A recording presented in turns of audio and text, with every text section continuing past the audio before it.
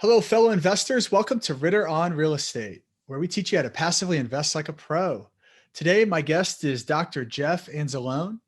Jeff is a full-time practicing periodontist in the great state of Louisiana. He's an author, and he's the founder of debtfreedoctor.com.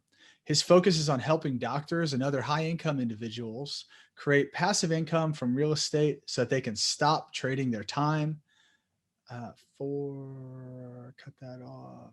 I lost that last part. What are they trading their time for? Money. Money. That makes sense. Time for money. All right, let me say that last part again. Today, my guest is Dr. Jeff Anzalone. Jeff is a full-time practicing periodontist in the great state of Louisiana. He's an author and the founder of debtfreedoctor.com. His focus is on helping doctors and other high-income professionals create passive income from real estate so they can stop trading their time for money. So Jeff, thanks for being on the show today. Yeah, thanks for having me. Looking forward to it. Yeah, absolutely. So why don't you tell us a little bit about your story and how you came to be where you are today? Sure.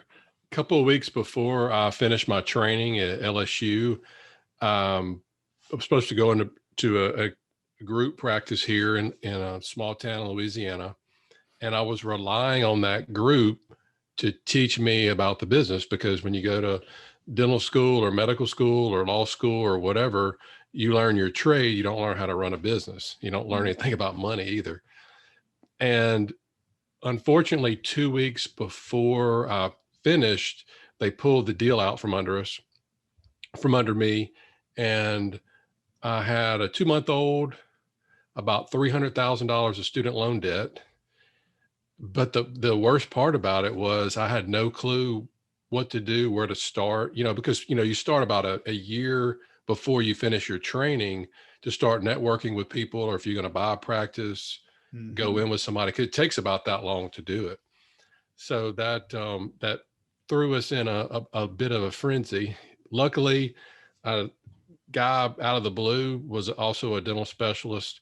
He had gone through sort of the same ordeal that happened to him too.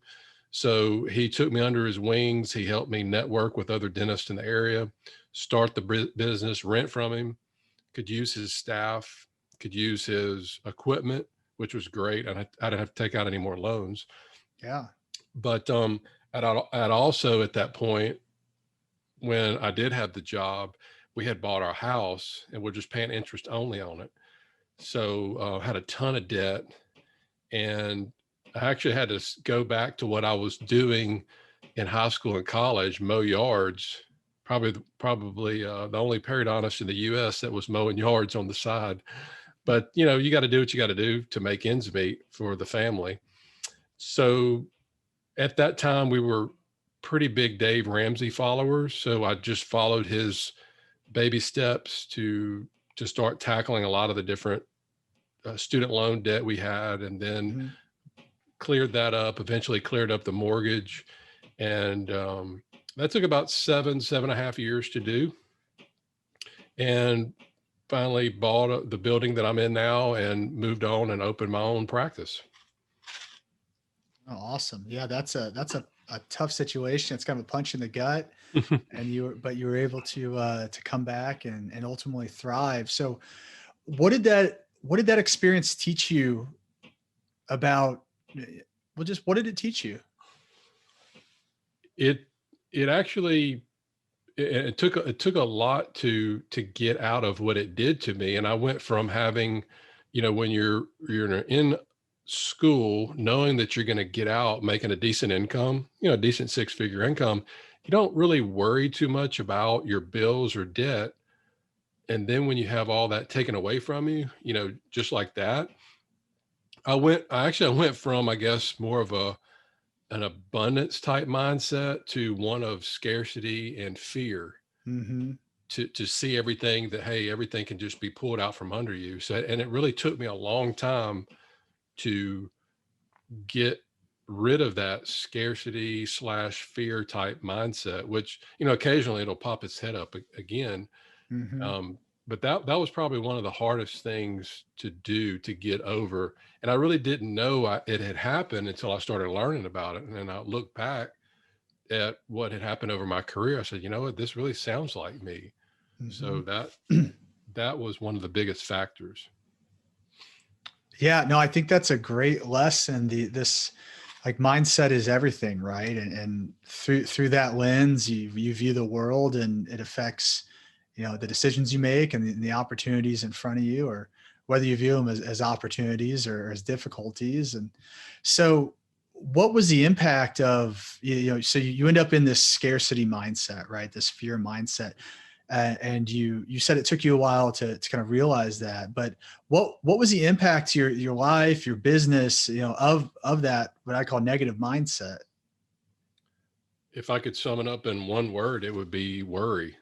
Always Hmm. worrying about the next day, the next patient, where we're going to have enough to live on. And it's kind of funny, for a few years at that time, I was writing down, sort of journaling every day, and I came across that journal not that long ago, and it's just funny looking back at what I was, you know, 10, 12 years ago, what I was going through, and just kind of laugh at it, and looking at it Hmm. now going, hey, that's silly that I was even worried about that, or, this and that. So if, and I do know that people do recommend that you journal. So I do think that, I don't do it anymore, but I do think that that could help, especially if you're going through issues, or if you have kids that are going through issues, Hmm. actively writing it down to, Hmm. to get through some of that.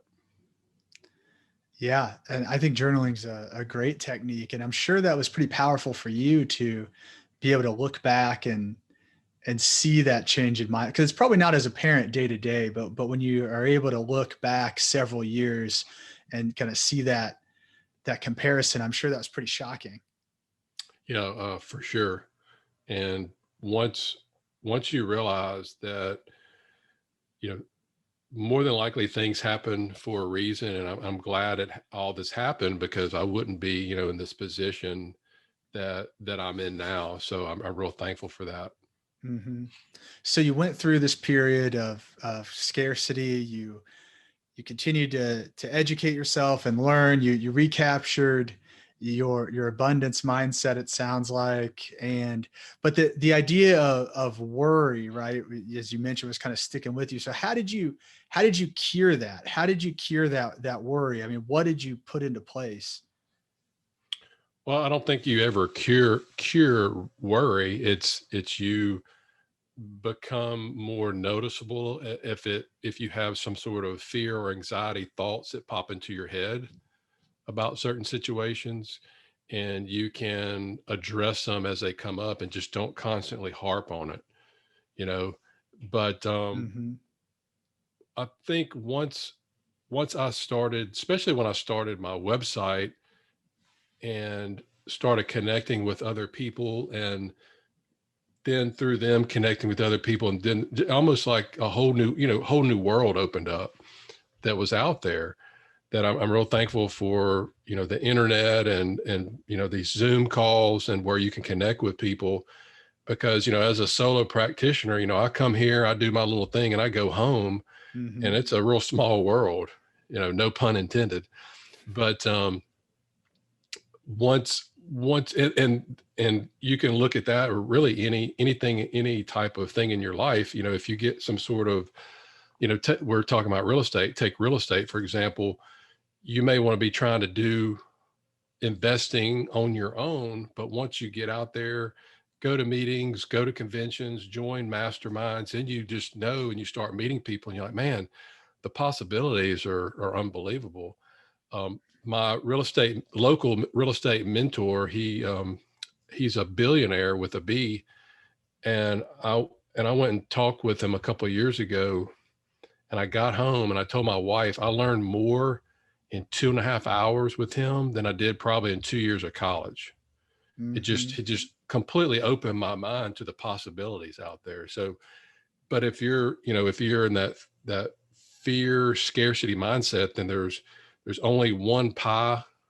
You have your pie, and the Hmm. only way that, you can't let anybody have any piece of your pie. You want to hoard everything versus abundance where there's a pie shop in the back cranking pies out for, you know, whoever wants it. So there's Right. more than enough to go around. So that's the one of the main lessons that I learned. Yeah, I mean, that's a fantastic lesson, and it seems like it's had tremendous impact on your life and your level of success since then. So so you mentioned you found this group of like-minded people. You start um, you start kind of building that abundance mindset by realizing that there's like this whole new world out there, like you said, right? And I imagine a Mhm. lot of that was getting into different types of real estate investments and understanding, passive income based on what you're doing now. So tell us a little bit about how that experience evolved into this idea that you needed to develop additional streams of income. Well, I think it all started when I was someone else had asked me this question on a podcast, and I really had to think about it. And I think it all started back years ago when we were skiing in Beaver Creek, Colorado, when I was going down a run and a kid cut in front of me, and I swerved and I fell and injured my wrist. And I guess you never think about getting sick or injured Mm. until you get sick or injured. I've Hmm. got two teenagers and they think that they never, they're invincible, Yeah, of so course. that got me thinking, well, if I did become temporarily or permanently disabled, how would I take care of my family? Because they're all, I'm the sole provider for the family for the most part. So that got me thinking, I need to have other income streams coming in that aren't relying on my hands. I didn't know where to start. So I started, I'm an avid reader. So I started reading books, networking with people, listening to podcasts. And then I noticed that one of the common characteristics of millionaires was about 90% of them had real estate in their portfolio. And the average millionaire had, I think, 3 to 9 streams of income. The only real estate at that time in my portfolio was our primary residence, and I only Mhm. had one stream of income coming in. So that's what got me started going down the road. And it wasn't like an overnight deal, as you know. It took years and years, but that actually got the ball rolling down the hill. Gotcha. No, that makes a ton of sense. And what type of real estate are you investing in? I think it's really important to, especially if you're married, to develop goals because they're going to guide you, down the path. So I knew that I wanted other streams of income, but I didn't want to get another job.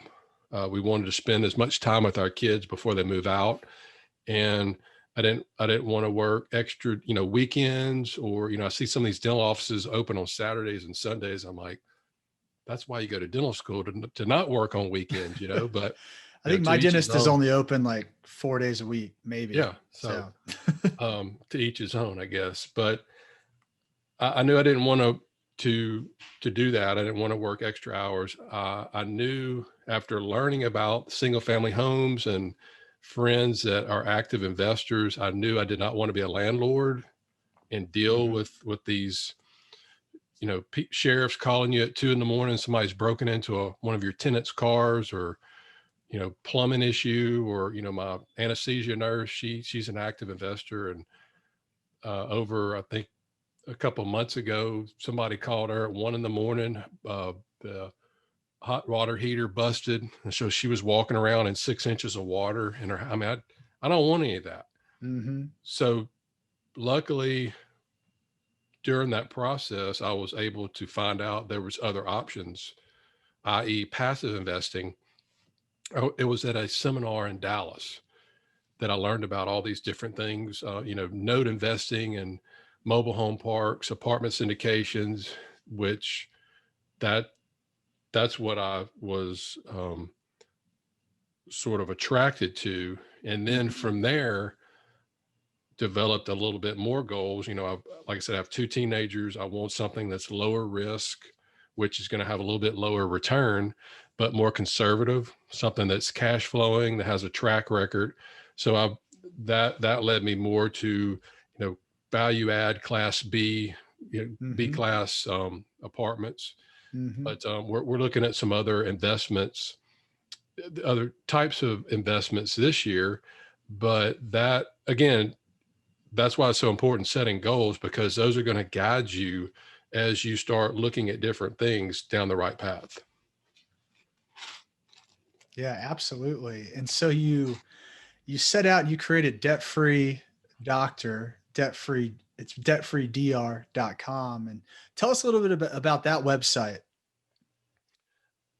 I realized that, as a doctor, we have like this S, big S on our shirt we walk around with, not for Superman, but for stupid, because we get pitched stuff all the time. And I just hear story after story, people, and myself included, getting screwed out of a deal.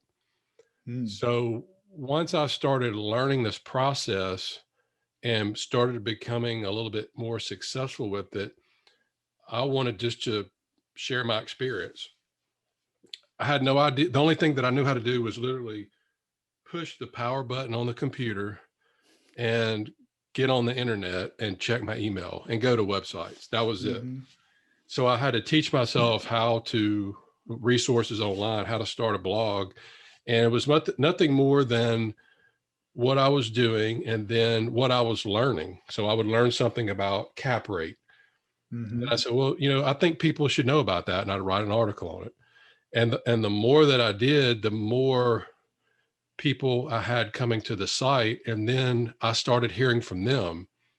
They would ask me questions. Hey, what do you think about this? Or, what is this? And then that would give me, and so it just started growing from there. So now I think we average 30 to 40,000 visitors a month on the Wow. site.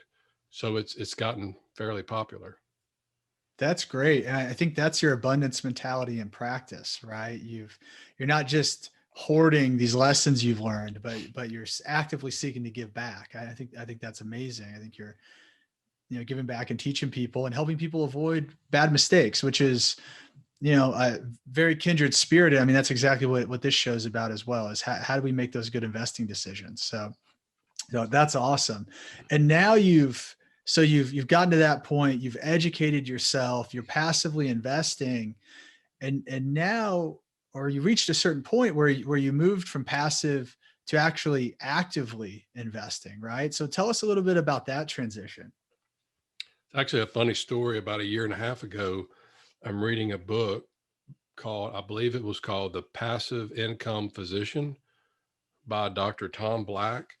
And I had it like laying down on the stand next to me.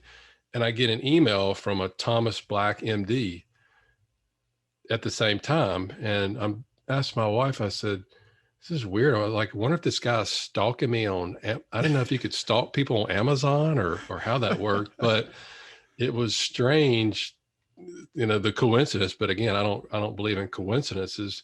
So he just said he found my website. He really liked a lot of the messages that and education I was putting out, because I think 85% he was one of the partners in Nepali Capital, and about 80 to 85% of their investors were physicians, doctors, Mm. dentists, chiropractors, and just wanted to meet. But he was only there, they're in outside of Dallas, only just 4.5 hours away.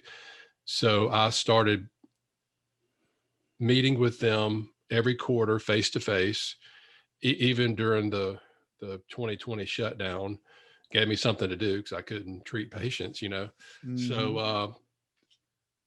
but I went through that process for a year, meeting with them, walking property with them. I wanted to get more involved, really getting to know them and their family. Then I eventually invested with them. And after I invested with them, kept meeting a little bit more. And then they asked me to join their group as a type of partner, to where I'm pretty much doing what I'm doing now. educating people and investor relations. So I thought that was pretty cool that they would, and I was honored that they would ask me, because I'd already had invested with three other syndicators at the time. So, Mm-hmm. as you know, the more people you invest with, the more differences you can tell between each group. Absolutely. And if you just invest with one group, well, you're going to probably think, they're great if you have good returns, but that's because you haven't invested with anybody else. So I was able to look at these, four different groups, and, the pros and cons. And I just really liked everything that they were doing. They always put their investors first. A good group of, ethical, moral guys. And I couldn't say the same thing about the other people because I didn't really know them as well, but I Mm-hmm. but I could see the differences. So that was the transition from going from a limited partner to a general partner last year. Gotcha. Well, very cool. I think that's an amazing path of education and finding abundance and beginning to spread the wealth, and then now actively moving to have partnership in your own deals. That's really impressive story. So for the so for your peers out there who are not investing or are not creating other streams of income, I mean, wh- I guess this is coming from my background prior to real estate. I was in healthcare, and I just know that doctors, tend to listen to other doctors. So tell them why they should be investing in something to create other streams of income. A great example is what happened last year with when the country, well, pretty much the whole world shut down with the pandemic in 2020. You would think that pretty much any physician or anybody in healthcare that had anything to do with treating, patients in general, especially with COVID patients, would be really busy. But what happened was, and this was coming from the Academy, I don't know the exact word, but the Academy of Emergency Medicine Physicians, basically ER doctors. Hmm. And what had happened was so many hospitals lost so much money and they had to cut back, that a lot of these people now that had spots to do that were in a residency, they had jobs lined up. Well, now they don't, a lot of them. And they're like, well, I'm this well-trained person, I can't get hired. Hmm. So it's like, you never know what's around the corner is what I'm trying to say. You never know when the next pandemic or the next 9/11 is going to happen, or whatever, or you're injured, or anything. You don't know. So it's more of an insurance policy from that aspect. But the other aspect is, and I like options. I don't want to be told I have to work for 40 years and put all my money in a 401k, and then I can enjoy myself when I'm 70. Well, Hmm. what if you want to enjoy yourself in your 30s and 40s? Well, if you have extra income streams, you can do that. But if you don't, then you have to do what everybody else does. And I didn't know the difference.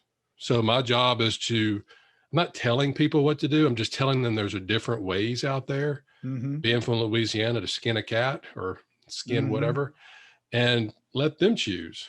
But at least they have, you know, the option, kind of like, if you smoke, more than likely you're going to get lung cancer. Well, the pros and cons, and if you want to keep doing it, great. If not, so be it. Yeah, I mean, well said. And I think it's about just taking a proactive approach, right? Taking a proactive approach and understanding that, like you said, you've got to create that insurance policy. You've got to create that fallback plan, right? That plan B, because as you said, you never know what the future is going to hold, and so you have to create options for yourself. And I think that very well said. Um, and so I'm curious with someone who obviously, as you were looking at sponsors, as you were vetting deals, as you still are. Obviously, you've got a full-time job, you're running a practice, you've got kids, a family. Tell us a little bit about your process for finding deals, vetting sponsors. How can someone who's extremely busy, manage to do that? I think it really starts with education, and you're really never going to know what to do unless you start to educate yourself. You know, people are used to, or at some point have found maybe a financial advisor, or they found an accountant, Mhm, and think about what process that they went through. Hopefully they interviewed several, and so just start asking around about other real estate investors who who they've invested with, and you'll start hearing the same names come up of who to invest with and who to avoid. You want to look at their track record. How many deals have they closed? How many deals have they exited? You can go find as much background information as you can. A lot of it can come from their websites, but again, asking other people about them.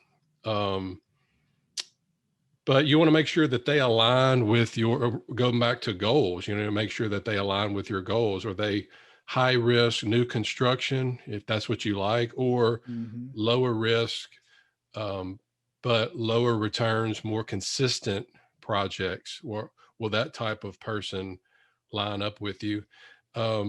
What do they do for you as far as tax help? Being a high income earner, you're going to have high taxes. So do they help with that? Great thing about the group that I joined is they actually acquired their entire accounting firm, brought them in house. So now they're able to provide tax reduction strategies for all the investors.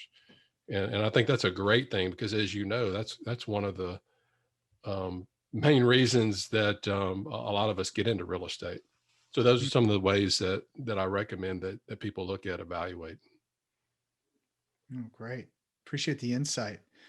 And as we move toward the end of the show, I want to move into our keys to success round. There's a few questions I'd love to ask you. First one is, what is the one question that every investor should ask their deal sponsor?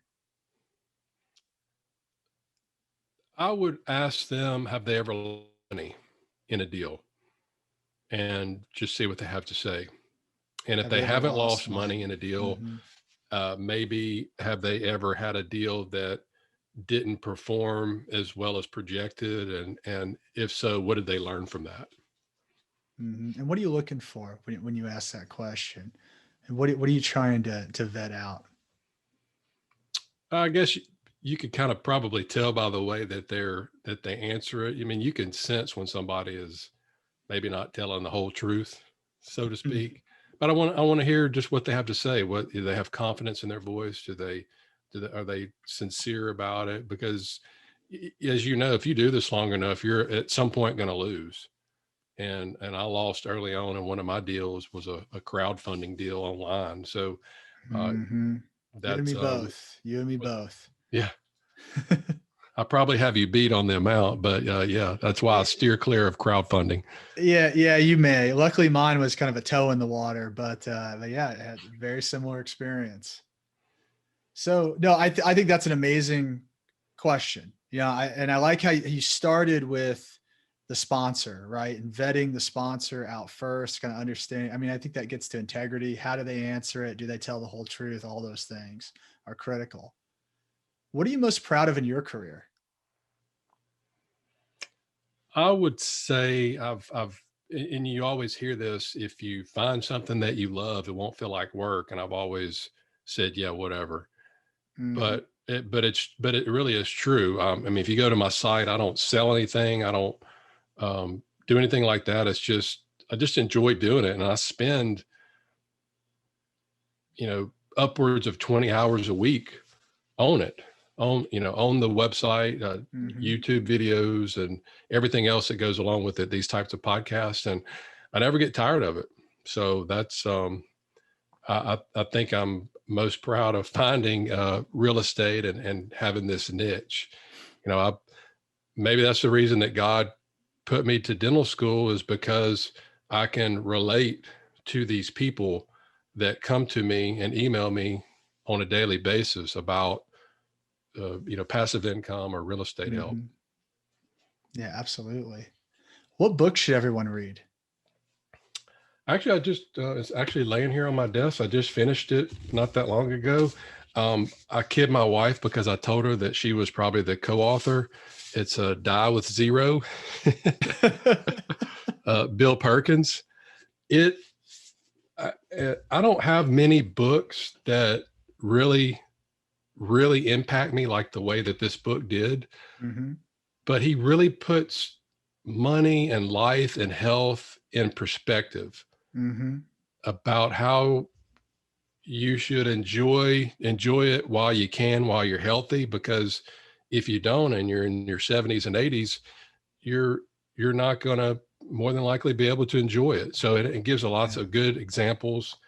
He was I believe a hedge fund guy, from Austin, I believe, but great Gotcha. book. Yeah, that's a great lesson. I know you brought it up before about the typical mindset of building your 401k and then, retiring, in 40 years and enjoying life, right? At that Yeah. point. But if you don't have your health when you're in your 70s, I mean, there's not a lot you'll be able to enjoy, right? So Yeah. I I mean, think because a lot that's of times great. people say, well, I want to save all this money. And when I retire, when I'm 70, I want to travel. But Hmm. think about it. You get to that point, you're like, I don't feel like traveling. I don't want to deal Yeah, with airport people and right. airplanes and sleepless nights at these hotels. I mean, it's enjoy it now while you can, and while you still enjoy it is his main thing. Hmm. That's a great lesson. Lastly, what is your number one key to success? I'd say don't, and I heard this the other day that actually reiterated it to my kids. Somebody on a podcast had interviewed the girl. I don't remember her name, but she's a billionaire that started Spanx, the clothing Hmm. company. Hmm. I don't remember her name, but she said growing up, her dad always asked her and her brother, "Hey kids," and I've never heard this before. I said, "Hey kids, tell dad what you failed at this week." Because what do parents do now? They don't want their kids to fail at anything. They want, everybody to get a trophy, which is the Hmm. stupidest thing I've ever heard of. But there's a winner and there's a loser, and you're gonna have successes and you're gonna have failures. So don't be afraid. I guess don't be afraid to fail, Yeah, no, because that's you're awesome. definitely. I've looking back on my life, I am where I am today is because of my failures, not because of my successes. Yeah, you often learn more from the failures, right? Absolutely. Yeah, well, great, Jeff. I appreciate you being on the show. If we talked a little bit about the website, maybe reiterate for folks, if folks want to get a hold of you, how can they get in contact? Yeah, a couple of ways. I actually put together a passive income guide. If they go to debtfreedr.com/free guide, they could download that. Or if they have any specific questions, Jeff at debtfreedr.com. Awesome. We'll make sure it's all in the show notes for folks. Jeff, Perfect. thanks for coming on and sharing your story and your knowledge and your unique perspective. Have a good rest of the day. Yeah, you too. Thanks for having me on. Absolutely.